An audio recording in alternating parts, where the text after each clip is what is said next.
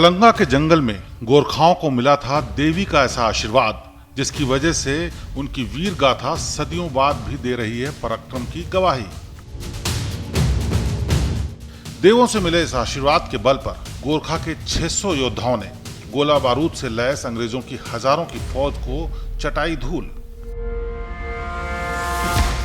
देवों के आशीर्वाद की वजह से फिरंगियों का काल बन गए गोरखा। 3000 ब्रिटिश सैनिकों के सामने खड़े हो गए यमराज बनकर। न बंदूक की गोली न तोप के गोले, फिर भी गोरखाओं से क्यों डरकर भाग खड़े हुए अंग्रेज। गोरखाओं की वीरता के आगे नतमस्तक हुए फिरंगी। किया वीरों का सम्मान, हार कर करना पड़ा था सेना में शामिल। गोरखा योद्धाओं के पराक्रम का लोहा पूरी दुनिया ने माना है। गोरखाओं में इतना बल होता है कि उन्हें देखने भर से ही दुश्मनों के पसीने छूट जाते हैं। गोरखा योद्धा जब युद्ध में उतरते हैं तो दुश्मन की बंदूक और तोप भी उनका कुछ नहीं बिगाड़ पाती। देवों के आशीर्वाद से गोरखों के हाथ वो चीज लगी जिसकी वजह से उन्हें हरा पाना बहुत मुश्किल है। नमस्कार, मैं हूं संजीव चौहान और आप देख रहे हैं हमारा खास शो रहस्यम। तो गोरखा रेजिमेंट ने न सिर्फ भारतीय सेना को मजबूती प्रदान की है बल्कि रणभूमि में अपने कौशल से हमेशा वतन की हिफाजत की। गोरखाली समुदाय का इतिहास वीरता और पराक्रम से भरा हुआ है। तो वो कौन सी ऐसी रहस्यमयी चीज है जो रणभूमि में गोरखाओं की जीत सुनिश्चित कर देती? क्या देवों ने अपना कोई दिव्य अस्त्र गोरखा लोगों को सौंप दिया है?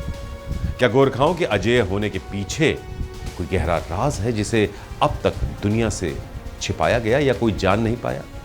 तो ऐसे ही कई सवालों का जवाब आज हम आपको देंगे और गोरखाओं के हर गहरे राज से पर्दा उठाएंगे अपनी इस स्पेशल रिपोर्ट में। दुश्मनों के होश उड़ाने के लिए गोरखाओं का नाम ही काफी है। कहते हैं जहां बंदूक की गोलियां काम नहीं आती वहां गोरखा योद्धा दुश्मनों की पूरी फौज का खात्मा कर देता है। गोरखा रेजिमेंट ने हर युद्ध में अपने कौशल और पराक्रम से दुश्मनों को धूल चटाई है। गोरखाओं की ताकत के बारे में जानने के लिए सबसे पहले आपको इनके इतिहास के बारे में जानना होगा। चलिए आपको इतिहास के पन्नों में लेकर चलते हैं और बताते हैं आपको गोरखा योद्धाओं की शानदार गौरव गाथा। आज हम आपको बताएंगे इतिहास के पन्ने में दर्ज एक ऐसी वीर गाथा के बारे में जिसको जानकर आपके रोए भी खड़े हो जाएंगे। जी हाँ, इस युद्ध का नाम है खलंगा का युद्ध। 1814 में लड़ा गया युद्ध अपने आप में गोरखाओं की वीर गाथा बयां करता है।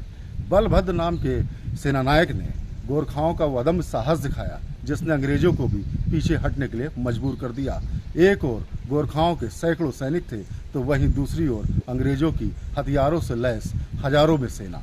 और उन्होंने कैसे लड़ा ये युद्ध जानकर आप भी हैरान हो जाएंगे। वो साल था 1814।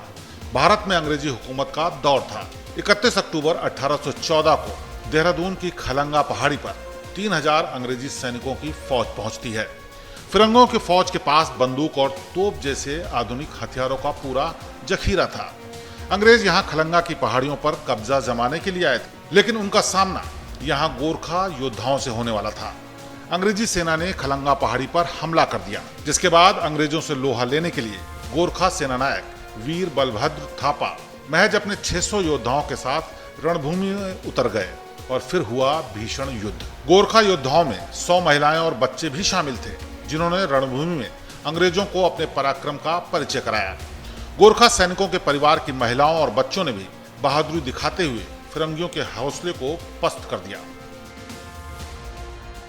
खलंगा वॉर में इतिहास में लिखते हैं कि कुछ महिलाएं भी थी, कुछ बच्चे भी थे और हो सकता है वो जो जनरल थे वहाँ का या जो भी अधिकारी थे उनके वाइफ या बच्चे हो सकते हैं। उन्होंने भी उस युद्ध में भाग लिया है, बखूबी बहादुरी से काम किया उन्होंने। उनकी भी बदगति हुई है, वो लोग भी उसमें उनको भी क्या बोलते हैं शहादत हुआ। उन बच्चों का भी, उन महिलाओं को भी शहादत हुआ है। अंग्रेजों को लगा था कि वो अपने आधुनिक हथियारों के दम पर गोरखा योद्धाओं को बड़ी आसानी से शिकस्त दे देंगे और खलंगा पर ब्रिटिश हुकूमत की जीत का परचम लहराएगा। लेकिन ब्रिटिश सैनिक इस बात से बेखबर थे कि अगले ही पल उनका सामना मौत से होने वाला है। गोरखा लोगों के पास देवों से मिला एक ऐसा खतरनाक अस्त्र था जिसके बारे में अंग्रेजों ने कभी सोचा भी नहीं था। इसी अस्त्र के साथ 600 गोरखा योद्धा अंग्रेजों की सेना पर कहर बनकर टूट पड़े। इन योद्धाओं के पास तीर और भाले तो थे ही, साथ ही बेहद खतरनाक कहा जाने वाला खास अस्त्र खुकरी भी था।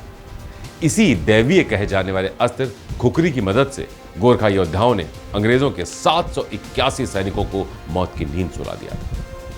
गोरखाओं की चमत्कारी खुकरी अंग्रेजों की सेना का सफाया कर रही थी, जिसके बाद फिरंगियों की फौज में हाहाकार मच गया और अंग्रेज सैनिक अपनी जान बचाकर भागने लगे। खलंगा वॉर में गोरखा योद्धाओं ने अपने अदम्य साहस से अंग्रेजी सेना को खदेड़ दिया। गोरखा योद्धाओं के पराक्रम और उनकी खुकरी का खौफ फिरंगियों के दिल में ऐसा बैठा कि वो वहां से भागने में ही अपनी भलाई बेहतर समझते। 1815 से पहले जो समय था वो यहाँ पे लगभग 10 साल गोरखा जो नेपाल के शासक थे उनका राज रहा, और उससे पहले ये टिहरी राज्य में आता था। अंग्रेज़ यहाँ पे हस्तक्षेप नहीं करते थे और ना ही करना चाहते थे, क्योंकि उनको पता था कि हिमालय में उनके लिए लड़ना या अपना साम्राज्य स्थापित करना उतना आसान नहीं। वीर योद्धा बलभद्र ने अपने सैनिकों के साथ मिलकर अंग्रेजी सेना के जनरल रॉबर्ट रोलो जिलेप्सी समेत अंग्रेजों के 781 सैनिकों को मार गिराया। गोरखा सैनिकों से मिली इस करारी शिकस्त और युद्ध में अंग्रेजों के 31 अफसरों की मौत ने पूरी ईस्ट इंडिया कंपनी को हिलाकर रख दिया था। पूरे देश में गोरखा योद्धाओं के पराक्रम की चर्चा होने लगी। अंग्रेजों को लगा कि इससे उनकी न सिर्फ बदनामी हो रही है, बल्कि लोगों के मन में उनके प्रति डर भी खत्म हो रहा है। तो अंग्रेजों ने अपनी हार का बदला लेने के लिए खंगला में सैनिकों की कई कंपनी तैनात कर दी। इस बार पहले से कहीं ज्यादा संख्या में अंग्रेजी सैनिकों ने खलंगा किले और उसके आसपास की पहाड़ियों पर डेरा जमा लिया था। हालांकि फिरंगियों की फौज में गोरखा योद्धाओं और उनकी खुकरी का इस कदर खौफ था कि वो आधुनिक हथियारों से लैस होने के बावजूद भी हमला करने की हिम्मत नहीं जुटा पा रहे। वीर बलभद्र और उनकी गोरखा सेना के रण कौशल को देखकर उनकी हिम्मत जवाब दे रही थी। अंग्रेजों ने वीर बलभद्र और उनके गोरखा सेना को होने वाले पानी की आपूर्ति भी बंद कर दी थी। तो अंग्रेज इस बार पूरी तैयारी से आए थे, लेकिन उसके बावजूद वीर बलभद्र अपनी सेना के साथ डटे रहे और आखिरकार 30 नवंबर 1814 को वीर बलभद्र अपनी मर्जी से जीवित बचे 70 सैनिकों के साथ अंग्रेजों को ललकारते हुए किले से बाहर निकल गए। गोरखा योद्धाओं के बाहर निकलने के बाद अंग्रेजों ने खलंगा किले को अपने कब्जे में ले लिया और उसे नेस्तनाबूद कर दिया। लड़ाई जैसे ही ख़त्म हो गया, उसके बाद लोग चले गए। एक महीने बाद दोबारा उसके बाद आक्रमण हुआ। तब तक हमारे गोरखा सैनिक जो बलभद्र का जो सैनिक था वो करीब 600 करीब थे। वो लोग 600 साढ़े 600 करीब थे। वो घट करके 35 75 करीब बच गए थे। बाकी सब मर गए, कुछ घायल हो गए, कुछ क्या बोलते हैं वीरगति को प्राप्त हो गया। तो 70-75 आदमी को लेकर के जनरल बलभद्र जो है वहाँ से निकल के सीधा चला गया जब तक जो है नाहन में है हिमाचल प्रदेश में, और वहाँ जाकर के रणजोत थापा को उसने सपोर्ट किया और वहाँ फिर दोबारा युद्ध हुआ के साथ में ईस्ट इंडिया कंपनी का और गोरखाओं का। उस युद्ध में मैंने अपने आँख से पढ़ा है। वहाँ जाकर के हमारे 1100 सोल्जर थे और ब्रिटिश के 17,000 सोल्जर थे। ये 1100 सोल्जरों ने 17,000 सोल्जरों को हरा दिया। लिखा हुआ वहाँ पर पत्थर पर लिखा हुआ, ये बात वहाँ पर जाकर पढ़ सकते हैं आप। खलंगा में गोरखा सैनिकों का शौर्य देखकर खुद ब्रिटिश हुकूमत भी बेहद प्रभावित हुई। गोरखा सैनिकों की बहादुरी और पराक्रम देखकर ब्रिटिश शासकों ने साल 1825 में गोरखा रेजिमेंट की स्थापना की। अंग्रेजों ने गोरखा सैनिकों की बहादुरी को देखते हुए देहरादून की सहस्त्रधारा रोड पर खलंगा शहीदों की याद में एक स्मारक भी बनवाया। गोरखाली समुदाय आज भी उनके वीरों के शौर्य और पराक्रम की पूजा करता है। बहादुरी की मिसाल बना खलंगा युद्ध स्मारक आज एक ऐतिहासिक धरोहर है, जहां हर साल हजारों की संख्या में पर्यटक आते हैं। तो गोरखा रेजिमेंट आज भी भारतीय सेना की आन बान और शान है। गोरखा सैनिक अपनी चमत्कारी खुकरी के दम पर आज भी वतन की पूरी शिद्दत से हिफाजत कर रहे हैं। रणभूमि में हर बार गोरखा सैनिक अपने पराक्रम का परिचय देते आए हैं। गोरखा योद्धाओं को सबसे ज्यादा विश्वास अपनी खुकरी पर ही है। गोरखा योद्धा कहते हैं कि अगर दुश्मनों से लड़ते लड़ते उनकी बंदूक की गोलियां खत्म भी हो जाएं, तो वो खुकरी के दम पर दुश्मनों का सफाया कर देंगे। खुकरी गोरखा रेजिमेंट की पहचान है, लेकिन इस खुकरी में ऐसा कौन सा रहस्य है जिसकी वजह से गोरखा योद्धाओं को हरा पाना लगभग नामुमकिन है? क्या खुकरी में देवों का आशीर्वाद है? क्या देवताओं ने ही प्रकृति के रक्षा के लिए ये चमत्कारी हथियार गोरखाओं को सौंपा है? क्या खुकरी वाले गोरखा योद्धाओं को जीत का वरदान मिला हुआ है? क्या खुकरी के रणभूमि में अजय होने के पीछे कोई गहरा राज है जिसे आज तक दुनिया से छिपाया गया है? इन तमाम सवालों का जवाब आज हम आपको देंगे। खुखरी गोरखाली समुदाय का पारंपरिक हथियार है जिसका इस्तेमाल खेती काटने से लेकर शिकार तक में किया जाता है। वहीं अगर बात रणभूमि की हो तो गोरखा योद्धाओं की खुखरी की टक्कर आज तक बंदूक और तोप भी नहीं कर पाई है। गोरखाओं का मानना है कि खुखरी में देवों का आशीर्वाद है और इसी खुखरी की बदौलत वो युद्ध में किसी को भी मात दे सकते हैं। लेकिन अब हम आपको गोरखा योद्धाओं की खुखरी का एक दुखद पहलू भी बताते हैं। जो खुखरी सदियों से गोरखाओं की आन बान शान का प्रतीक रही है, उसकी चमक बीते कुछ सालों से फीकी पड़ती जा रही है। और इसकी एक वजह है भारतीय सेना में गोरखा योद्धाओं की घटती संख्या। अभी हाल ही में सेना में अग्निवीर योजना लागू होने के बाद गोरखा रेजिमेंट में सैनिकों की संख्या में भारी कमी आई है, जिसका असर खुखरी कारोबार पर भी पड़ रहा है। आलम यह है कि बीते कुछ सालों में ही खुखरी के बिजनेस में 50 से 80% तक की गिरावट दर्ज की गई है। श्रेष्ठ उत्तराखंड संवाददाता रजनीश दीक्षित ने ग्राउंड जीरो पर जाकर खुखरी की मार्केट का पूरा हालचाल जाना। गोरखाओं की आन बान शान खुखरी वो हथियार है जो छोटी देखने में जरूर लगता है, लेकिन घाव उसके गंभीर होते हैं, जिसकी बानगी इस बात से पता चलती है कि अगर किसी सैनिक के पास खुखरी है तो वो हार नहीं मानता, जो अंतिम दम तक वो खुखरी से दुश्मनों पर भारी पड़ जाता है।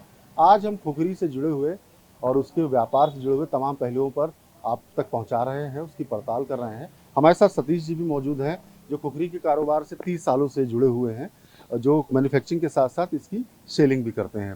क्या नाम है आपका? मेरा नाम वैसे नाम तो मेरा विकास राज थापा है, पर फर्म का नाम हमारा सतीश खुखरी है। सतीश खुखरी जी, ये बताइए, ये खुखरी का जो इतिहास है बड़ा गौरवशाली है। गोरखा कोई भी हो, अगर उसके पास खुखरी है तो वो हार नहीं मानता। देखिए, ऐसा है कि गोरखा समुदाय का जितने भी गोरखा कम्युनिटी है उसके लिए तो खुखरी एक आन बान शान है ही। और आन बान शान को आप इस हिसाब से भी लगा सकते हैं कि जितने भी पहाड़ी बहुमूल्य क्षेत्र हैं उसमें एक न एक हथियार की हर कोई परिवार को, हर कोई सदस्य को ज़रूरत होती है।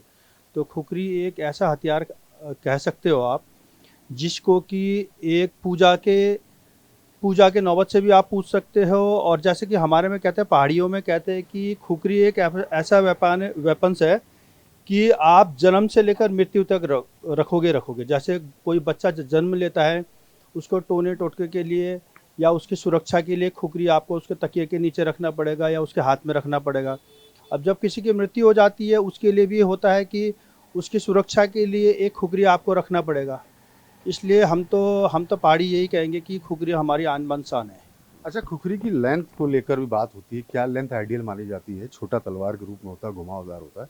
और क्या वो सर्विस खुखरी क्या है, वेपन खुखरी का, ये हमारे दर्शकों को बताइए। देखिए, ऐसा है, लेंथ का हिसाब किताब जो मैं आपको बताना चाहता हूँ, लेंथ का हिसाब किताब क्या होता है कि जैसे हमारे गोरखा राइफल्स हो गया, गढ़वाल राइफल्स हो गया, कुमाऊं रेजिमेंट हो गया और असम राइफल्स हो गया, उनमें ज़्यादा करके जो ये यूज़ करते हैं हमारे देश के जवान, ज़्यादा करके 10 इंची यूज़ करते हैं, क्योंकि ये साइज़ भी 10 इंची कॉम्पैक्ट साइज़ होता है।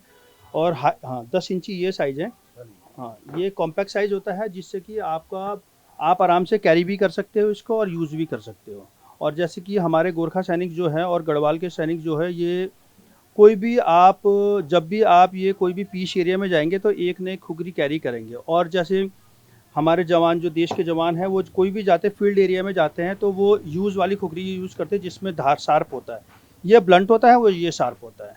मतलब ये जो खुखरी है पीस वाली है? ये पीस वाली खुखरी है।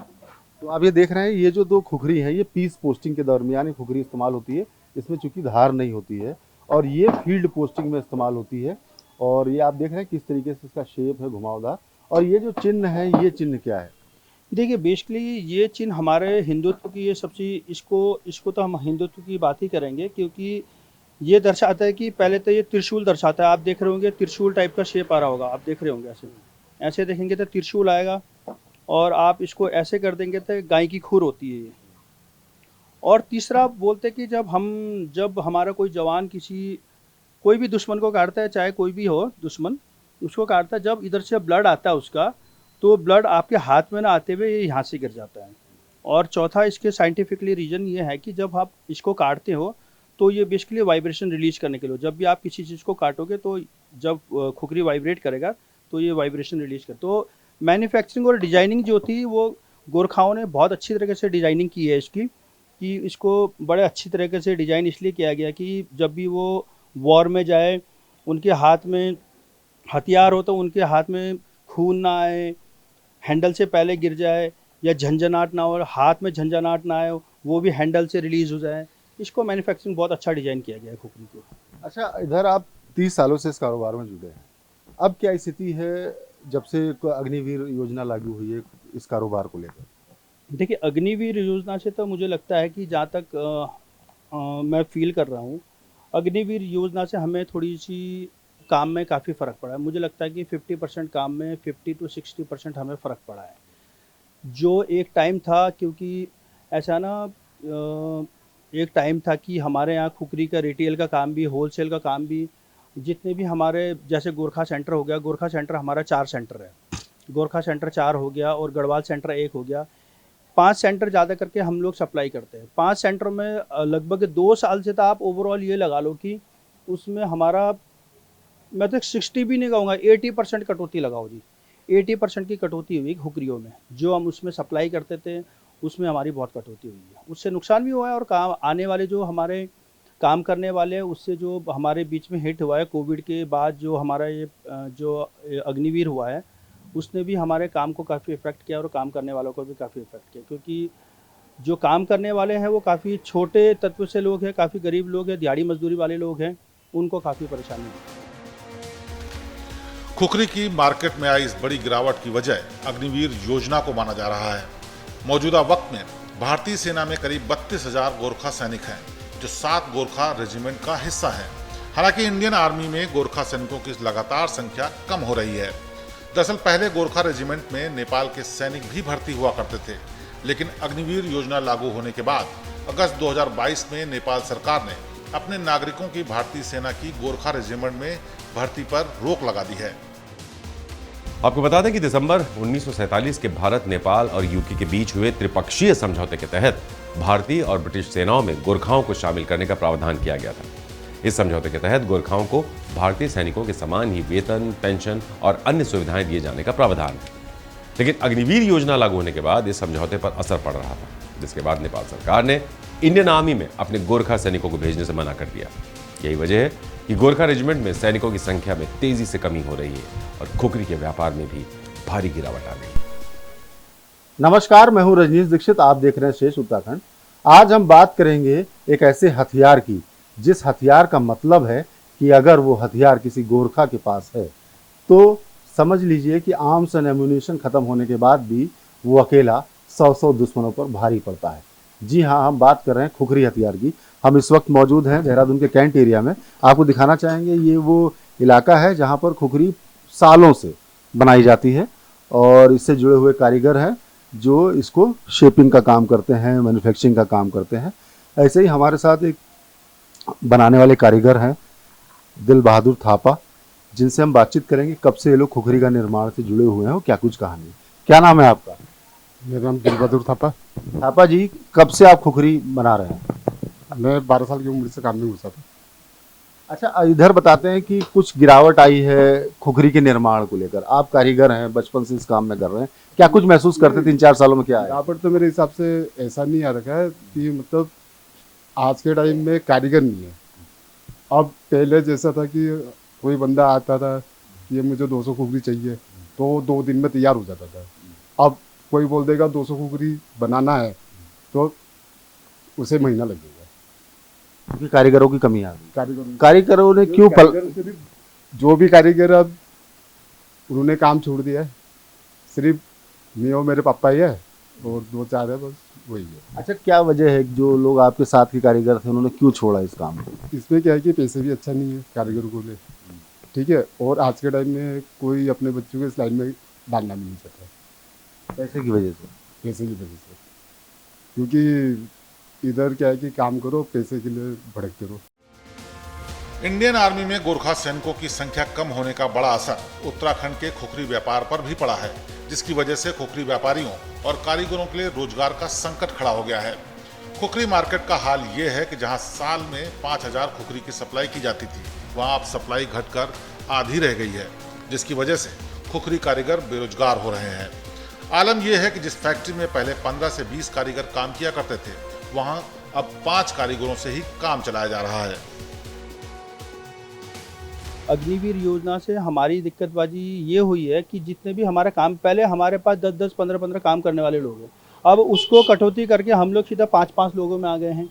अब उस चीज़ से हमें भी काफ़ी चीज़ें देखनी पड़ती है कि किसको कैसे कितना दिया जाए, किसको क्या दिया जाए। इंडियन गवर्नमेंट ने अग्निवीर योजना लेके आए थे, उस समय जो हमने सुना था कि नेपाली जो सरकार थी उन लोगों ने सरासर बाइकआउट किया था कि हम लोग अग्निवीर योजना को अपने देश में नहीं लागू करने देंगे।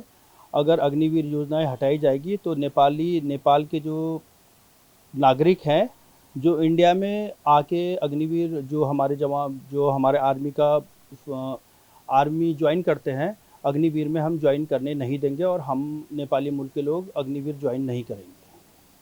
तो इससे फर्क भी पड़ा है? हाँ, फ़र्क पड़ा है, क्यों नहीं पड़ा है। देखिए ऐसा ना कल्चरल, देखिए खुखरी तो एक हमारा कल्चरल वेपन है और जहाँ तक मैं समझता हूँ कि कल्चर जो बचा रहा है, जो हमारा कल्चर बचा रहा है, जो हमारे इंडियन गोरखा हो गए और नेपाली गोरखा ज़्यादा बचा रहे, जहाँ तक मैं समझता हूँ, क्योंकि कल्चरली वो हमसे ज़्यादा स्ट्रांग है, जो मैं समझता हूँ। तो जिस खुखरी ने अंग्रेजों को घुटनों पर ला दिया, जिस खुखरी का नाम सुनकर ही दुश्मन थर थर कांपने लगते थे, जो खुखरी जंगलों के साथ साथ मवेशियों की भी हिफाजत करती आई है, वो खुखरी आज सरकारी योजनाओं के फेर में पड़कर अपनी चमक खोती जा रही है। हालांकि गोरखा योद्धाओं और उनकी चमत्कारी खुखरी का जो गौरवशाली इतिहास है वो तो हमेशा ही चमकता रहेगा, क्योंकि गोरखाली समुदाय की ये खुखरी देवों के आशीर्वाद से मिली। जब तक गोरखा रेजिमेंट के जाबाज योद्धा हाथ में खुखरी थामे ड्यूटी पर तैनात हैं, तब तक किसी दुश्मन की इतनी हिम्मत नहीं कि वतन पर बुरी निगाह भी डाल सके। कि आज भी हमारा एक एक गोरखा योद्धा 50-50 दुश्मनों पर भारी पड़ता है। तो यहां सवाल सिर्फ खुखरी का नहीं है, सवाल है क्या आनन फानन में लागू हुई सरकारी योजनाओं की वजह से गोरखाओं और उनकी गौरवशाली परंपरा को यूं ही खतरे में डाला जाता रहेगा? क्या इन वीर जाबाजों के सदियों पुराने अदम्य साहस का यूं ही अपमान होता रहेगा? सवाल ये है। बहरहाल रहस्यम की स्टोरी में फिलहाल इतना ही, लेकिन रहस्य और रोमांच से भरपूर ऐसी ही सच्ची कहानियां हम आपके लिए आगे भी लाते रहेंगे। हर शनिवार शाम 7 बजे देखना ना भूलिए रहस्यम। ये कहानी कैसी लगी कमेंट करके जरूर बताइएगा। वीडियो अच्छा लगा हो उसे लाइक कीजिए, शेयर कीजिए और हमारे चैनल को सब्सक्राइब कीजिए। उत्तराखंड की हर अपडेट, हर खबर सबसे पहले जानने के लिए जुड़े रहिए श्रेष्ठ उत्तराखंड के साथ। नमस्कार।